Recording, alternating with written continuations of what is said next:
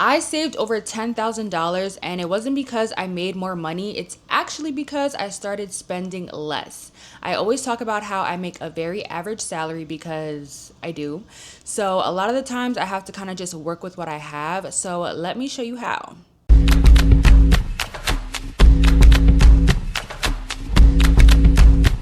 Hi guys, my name is Lex. I realized that I barely introduced myself in my videos, so hey. Today I'm going to be talking about 7 things that I stopped buying to save more money. Let's get into it. Number 1 is healthy groceries, which I know sounds a little counterintuitive because healthy groceries are supposed to be a good thing. However, I am a very impulsive person, and so I'll wake up on a random Tuesday and decide to completely change my life around, change my eating habits, and not have a plan to actually do that. So I'll buy like a whole bunch of healthy groceries, and I'll find that a week later, the groceries are very much still sitting in the fridge and they haven't been eaten. So I stopped bulk buying healthy groceries, and now I actually create a plan for what meals I want to make during the week. And based on that, I will buy specific groceries to make those specific meals so that I know how I'm going to use those groceries and they don't just go rotting in my fridge. Because especially with produce, like the healthy good stuff, that stuff does not last long in the fridge at all. And everything is so expensive, especially groceries. So I've been trying to be more mindful about what I'm actually buying. The second thing that I am no longer buying is ClassPass/gym memberships because I find that I don't use them as much as I should. Specifically with ClassPass, I love ClassPass. I love that you can try different classes. However, the last time I had a membership with them, I found that it was pretty hard to squeeze in classes every week because I just didn't have the time. And so I was kind of scrambling to use up my credits before they expired, and it became more of a stressor than something that was beneficial to me. Maybe you have a gym membership and you find that you're only making it to the gym 1 to 2 times a week, but you're paying $50 for a gym membership. I don't know if you feel like that's worth it. It probably isn't, but that's on you to decide. So I would just ask yourself, like, how many times do I need to go to the gym every single week or every single month for this gym membership to actually make sense and for it to be worth it? Because gym memberships aren't really cheap. And so I feel like if you're not using it to its full potential, there's no point in having the membership. And there's so many at-home workouts that you can follow now. Like, people are completely transforming their bodies from the comfort of their home for free 99. So it's definitely worth reassessing if your gym membership is working for you or working against you. And don't get it twisted. That's not to say I'll never have ClassPass again. I just think that right now it doesn't really make sense for me personally. Which leads me into number 3, pointless subscriptions, things like Netflix, Hulu, Prime, Canva, CVS rewards, all these sneaky little subscriptions that charge me every single month that I realize that I'm not using is just a complete waste of money. Again, if you don't use it weekly, lose it. If I'm not watching Netflix, Hulu, or Prime a certain amount of times a week, then it makes no sense for me to have it and I'm actually losing money than gaining value. Same thing with Canva. As a creator, it's easy to have Canva, especially to make your thumbnails, but if I'm not using all the pro features, then it makes absolutely no sense to be paying whatever it is. I think $15 a month for something that I'm using 2 or 3 times out the month. Be for real. Now, don't get it confused. I very much still have a Netflix, Hulu, and a Prime subscription, but that's because I use my friend's subscription. I use my friend's subscription. I don't spend my own money on it. If somebody else has it, you can go ahead and swing that email and password for me, please and thank you. But also CVS rewards. It's basically a program where you spend $5 a month and then you get a $10 credit each month, and it just wasn't worth it. I barely go to CVS and it just didn't make sense for me. So that's something that I had to get rid of as well.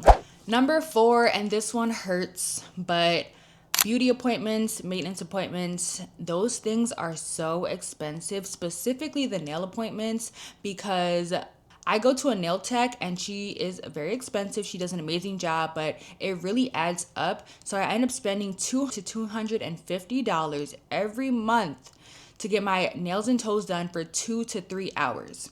So not only am I wasting money, but I'm wasting a lot of time. But I'll be honest, my nails are done right now, but these are month old nails and I'm not going to be getting my nails done for a while because I just don't have the time or money to invest in that at this very moment. And there's things like press-on nails that are becoming really popular that is a very cost-effective way to still look cute and put together, and that could take you like 30 minutes in the house for a $20 pack of press-on nails versus 3 hours at a nail salon spending $200+. No. And also when you're getting your nails done, you can't use your hands. So you kind of just have to sit there and just think. Like you can't multitask when you're getting your nails done really. So it's kind of a unproductive use of time in my opinion. Same thing with your hair appointments. Those can add up really quickly as well. I've never been the type to get my hair done every week or every 2 weeks. I learned how to do my own hair at a very young age, so that's a plus. But I think there's so many creative ways to do your hair now too. There's half wigs and miracle knots and just different things that you can do to save a coin by not going to the hair salon every 2 seconds. And that's not to say you'll never get your hair done, but like right now, I only go once every 2 months to get a trim, and that's it. In between that time, I'm doing my hair at the house where it is completely free. Number 5 is eating out. Guys, I spent over $400 last month on eating out. I think the thing with food, like outside food, is that you have nothing to show for it. You sit there, you eat, you spend $150 plus on a meal, and then you leave empty-handed. You have nothing but a full stomach, which will wear off in a few hours. So again, it just doesn't really feel like it's worth it. And I've been cooking a lot more in the house as well. So I always felt like whatever you can buy outside, you can make in the house a lot cheaper and make it taste a lot better. The other day I made lamb chops, the best lamb chops I've ever had in my life, and it cost $20 for just a pack of lamb chops. I made steak in the house, $10 for 2 steaks. It goes down in the kitchen at my house. I don't know about you guys. If you go out to eat, you can easily spend $25 on like chicken and rice, something super basic, but you can also just buy a $10 pack of chicken that can end up making you 3 to 5 meals. So we gotta weigh the benefits here. And same thing with drinks. Drinks are literally $25 a pop out to eat when you could just make drinks at home. Like I have a little bartending kit, I have all the supplies, and I can make the best cocktail I ever had right in the house. Number 6 is every new iPhone. I'm not buying every new iPhone. They come out with a new phone every single September without fail, and it's literally the same phone in a different font. Maybe they update the camera, they remove the home button. Little things like that aren't really significant for me to upgrade my phone every single year because they're literally all the same. And one thing I'm definitely not doing is paying off my phone for 2 years and then trading that phone in to get a new phone and then still having to make payments on the new phone. It just doesn't make sense at all. It's basically like you're leasing a phone when you do that. So if I am going to get a new phone, I'm going to keep the phone that I already paid off, and then I will start a new plan for the new phone. But I'm not going to trade in the phone that I just paid off because that's like money down the drain, basically. Number 7, I'm no longer buying random gifts. I hate buying things for someone and they don't actually use it, or they don't want it, or they just don't find value in it, because not only does it waste my time, it wastes my money. 2 very expensive things. My friends and my family know that I will ask you straight up, what do you want for your birthday? Because I'm not into the guessing games and buying things that you're not going to actually use. So tell me what you want and I will get you what you want. Something that you maybe been wanting but you don't want to spend money on, that's fine, I'll get it. But I'm not going to, again, play guessing games trying to figure out what would make you happy or what's something that you would actually use, because I don't read minds. So I'm just going to ask you. In addition to that, I travel pretty frequently. I'm not buying souvenirs anymore. I said it. I'm not buying souvenirs because when I think about the souvenirs that people buy me, do I love them and appreciate them? Absolutely. I feel so considered and thought of, and it's a really great gesture. However, I don't use the Jamaica t-shirt that was given to me 6 years ago. It sits in the bottom of my drawer just because, like, oh, it was so nice of you to think of me, but it's not something that I'm going to wear on a daily basis walking around with a Jamaica t-shirt. Like, I'm just not. I also don't use the keychain that you got me 3 years ago because I like to have simple keys. I don't think people really use keychains like that anymore either, so I appreciate it, but I just don't use it. And I feel like if I feel that way, I'm sure other people feel that way as well. And so I'm just not buying souvenirs anymore unless it's something that I feel like you're actually going to use. Don't expect anything from me when I come back from vacation. Sorry, not sorry.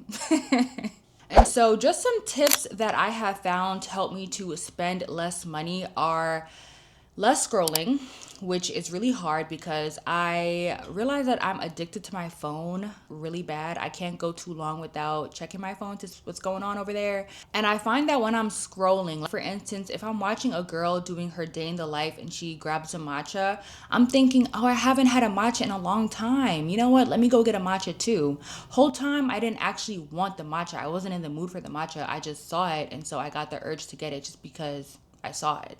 And I feel like social media is literally built to have us spend money like that. And I'm just trying not to fall into that propaganda anymore. Second thing is impulsive shopping, which kind of connects with my last point.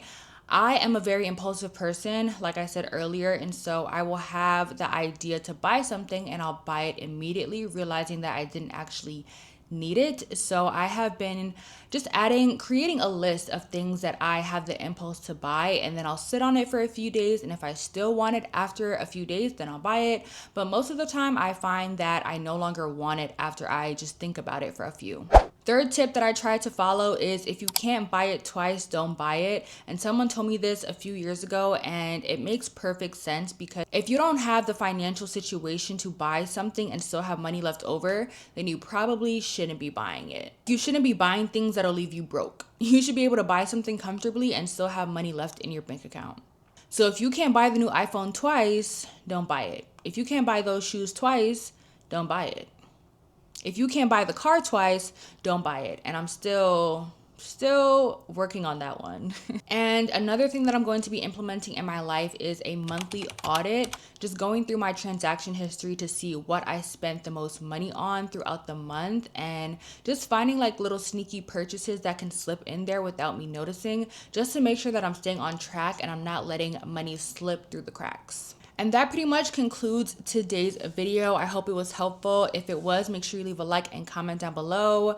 Comment one thing that you're going to stop buying this month so that we can hold each other accountable. We're right here. We're locked in. Also, let me know what other videos you guys want to see from me, and I will see you guys in the next one. Bye.